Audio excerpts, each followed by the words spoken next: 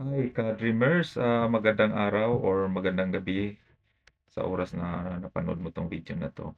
Gumawa ako ng tutorial para naman makatulong sa iba, about nagtatanong kung paano i-extend ang kanilang mga dependents dito sa Canada. So, in my case, ako yung international student and ako muna yung nag-apply, para para sa PGWP. So, luckily after 1 month na-approve yung PGWP ko and yung dependents ko hindi ko sinama kasi medyo matagal pa naman yung expiration nila. Nung nag-apply ako, 1 year pa before ma-expired ang kanilang mga, permit. So, inisip ko na later na lang after na na-approve ako.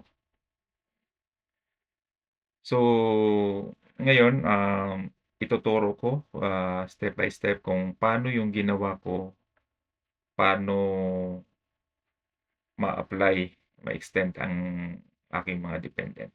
So, sundan niyo lang Na po ako sa nakapag-login tutorial na 'to. na po kayo sa account niyo, so click niyo lang 'tong come to apply to come to Canada. Then, so determine eligibility. So, since extension, visitor, study, or work permit.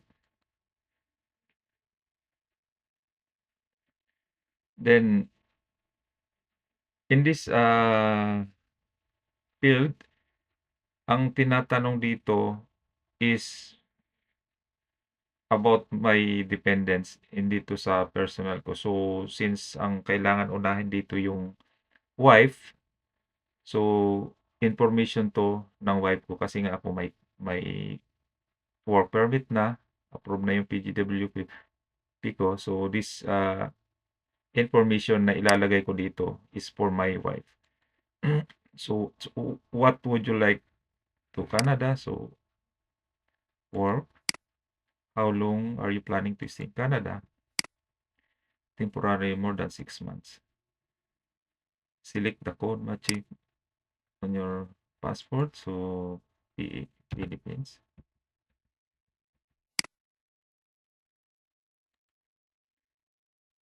What is your current country? So, this is Canada.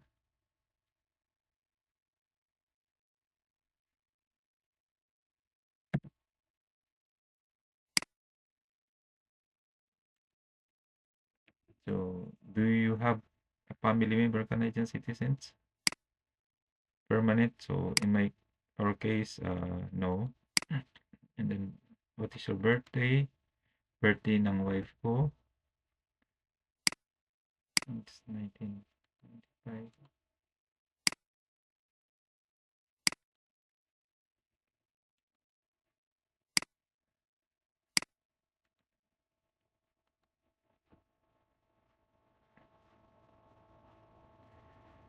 So, are you locally resident of US? So, this is no for me.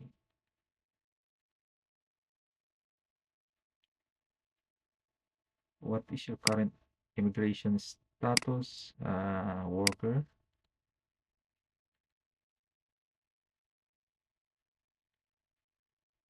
So, does one of the following apply to you?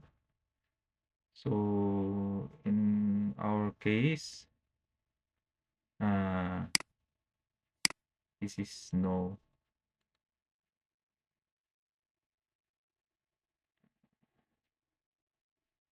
Are you a spouse, common dependent child, foreign worker who holds work permit or approved to work? So, since siya ay wife ko and ako yung uh, the primary applicant which holder PGWP, so ang answer dito is yes. Kasi tinatawag a spouse, common party dependent child of a foreign worker who holds valid work permit or approved for work. So, yung tanong dito is tinatanong yung wife ko. So, mayroon siya, ako yun. So, kaya ang sagot dito yes. Are you spouse, common partner, or dependent child who is foreign government, Canada, military? Oh, no. Are you spouse, cumulo partner, or accredited class or no?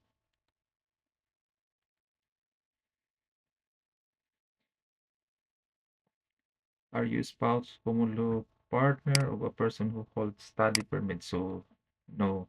Kasi ako, dating student, nagkaroon ako ng ah, PGWP work permit. So, I'm no longer a student. So, no, sagot yan.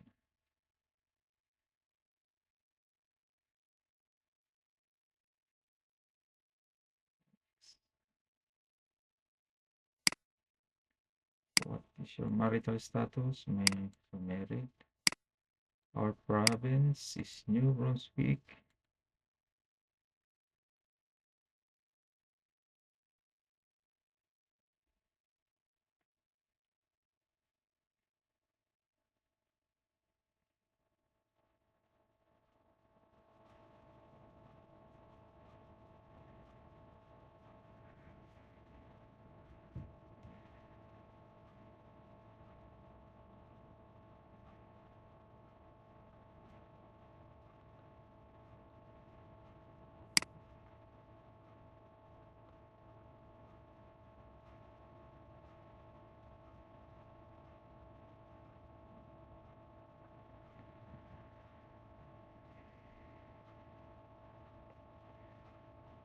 So, based on the the result dun sa questionnaire, so allowed siya temporary resident visa and open work permit. So, yun nga, dahil mag-i-extend kami, so ito yung open work permit. Eligible siya for open work permit. Now, are you a company o family member who has status in Canada? So, meron kaming mga dependents, yung mga anak namin dito na nag-aaral. So, ang sagot diyan, yes.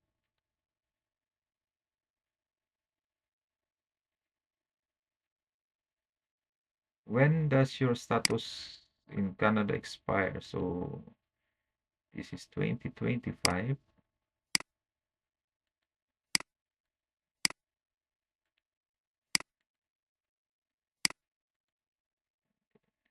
Click next. Have you had a medical exam performed by RCC authorized panel physician doctors within the last 12 months? So, no.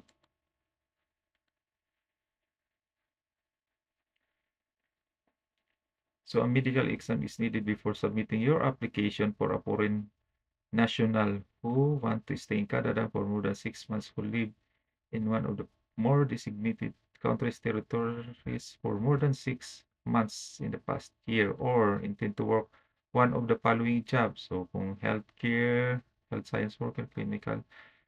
So, dito na katrabaho ang asawa ko about sa home care. So, yes.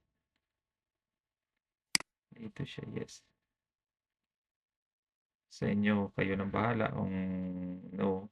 It depends sa ano nyo, situation nyo. So, for medical exam, you must see physician required. So, kailangan medical exam, must see the physician required. Yes.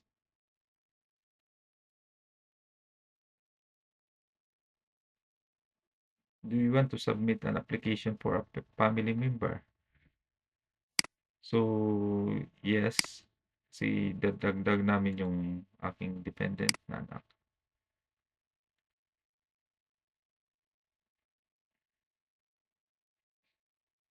If you're submitting another one of family member, please start with the spouse or common law partner. So, dito wag lang kayong ma-confuse.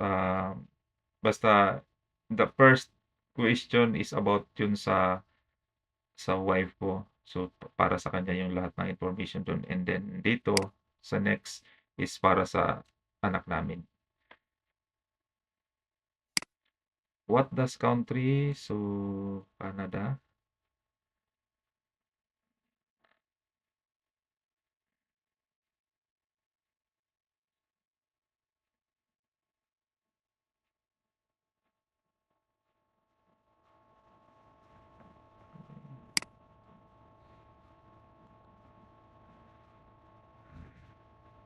Which country issued your family file? So PH.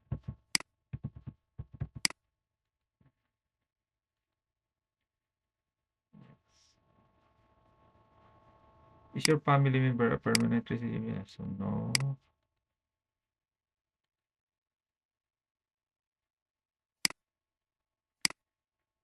So single.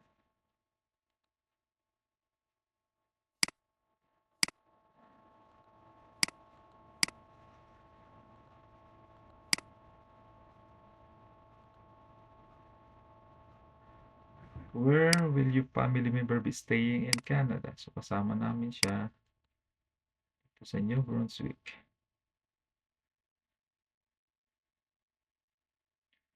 Is your family member is currently or they will be living in Canada with a parent or legal guardian in their stay? So yes, kasama namin siya. Yes. Is your family member traveling with a parent who does not have full legal custody? So no.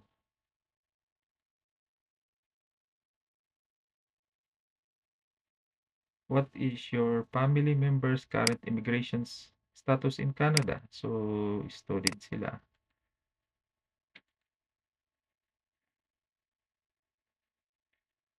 What does your family members want to do in Canada? So apply to or extend study permit. Yun, yan. Kung it depends pa rin sa situation nyo kung purely student lang sila, high school or elementary. So, pwede itong study permit. Pero kung magtatrabaho sila part ng work at the same time study, so ito yung piliin. So, in our case, dito. Then, does your family member have provincial or territorial attestation letter or meet an exemption from submitting a provincial territorial attestation letter? So, my case,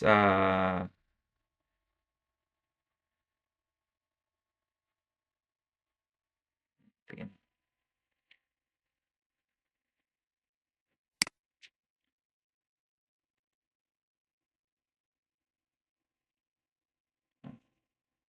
Does your family member have a provincial or territorial attestation letter? So, before ako nag-apply nung January 18, wala pa 'tong tanong na 'to. So, siguro, bago lang 'to, eh. I think this is part of the new rule ng Canada na paghihigpit nila dito. So, let's say yes, kasi kailangan talaga 'to, eh, attestation later mag-e-explain ka siguro 'to. I don't know, about attestation later. So, for this sake of this present, tutorial, so yes lang, lagay natin.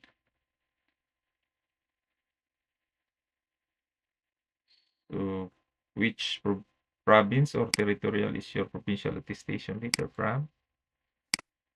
New Brunswick.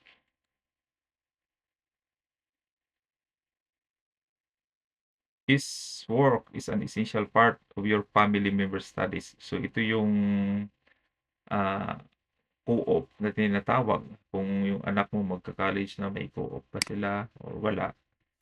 So, let's say yes. Does your family member you want to restore their status in Canada? So, hindi natin siya i-restore kasi hindi pa naman na-expire yung work permit or study permit nila. So, answer is no. What level of school is your family member enrolled? So, nasa secondary sila, high school. Has your family member had medical exam? So, yes.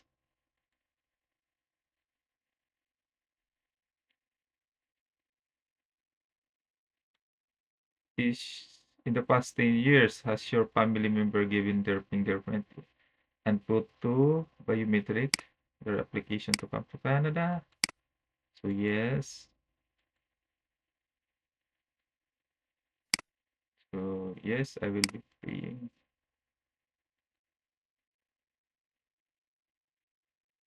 So do you want to submit an application for another family? So kung mayroon pang idadagdag kayo, so of course, yes. So for this tutorial para mapabilis, no lang ang sagot ko. Pero the same process, kung may dadagdag kayo na anak, so sagutan nyo lang yung mga questionnaire na yun. So once na sagutan nyo na yun, so next, yes, I will be, no.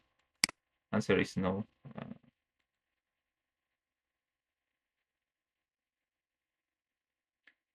In the past 10 years, have you given fingerprint and put to biometrics for an application to come to Canada? So yes.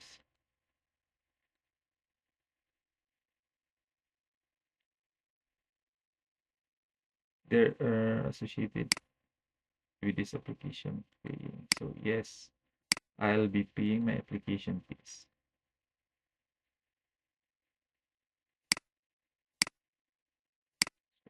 Yes.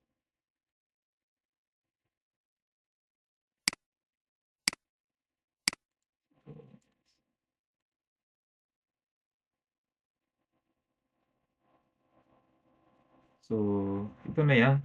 Ito na yung ano, pwede nyong i-review muna before nyo i-proceed. So, review natin. Medical exam, one of the figures.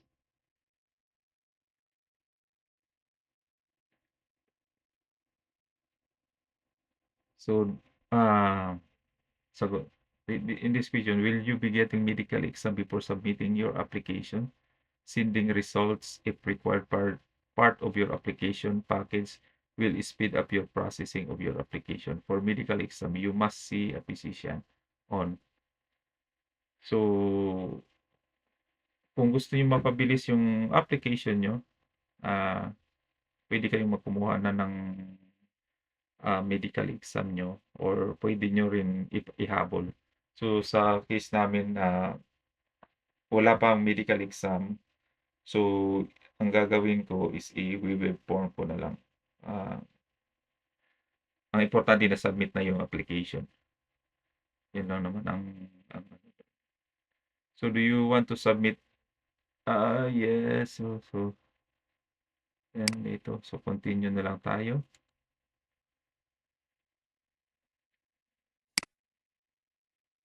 Continue.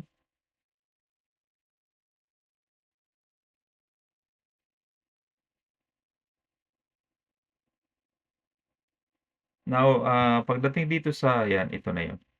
So pagdating dito sa IMF 517, kailangan may mga tricky question dun sa application form. Pipila pa natin to para masundan nyo lahat. So, for now, ikakat ko muna tong video na to. Gagawin ko agad yung next, yung pagpipill up nitong form na to. So, this is also, ito yung mga requirements. So, madali lang naman kasi nandito na yung proof of upfront medical exam kung ni-yes natin yung kanina. Pero kung no, hindi naman, walang proof of upfront medical exam required. Kung no ang sagot natin doon. So, yan. So, family members. Ito naman yung sa family members natin na data. Kailangan fill upan. So, sabi ko nga kanina, itong provincial or territorial attestation letter or PAL, last January 18 nung sinubmit ko yung application namin, wala pang tanong na ganito, wala pang requirements kami na hinihingi na ganito. So, yun na parang ah, additional hassle din talaga 'to kung sa mag-a-apply pa lang. So, ang magiging bayad niya sa isang is 405. So, wait niyo lang po yung next na video i-upload ko agad pag once na natapos ko. So, thank you for watching and I hope kung makatulong itong video na 'to, please like and pa-subscribe na lang din po. Maraming salamat sa iyong suporta. God bless.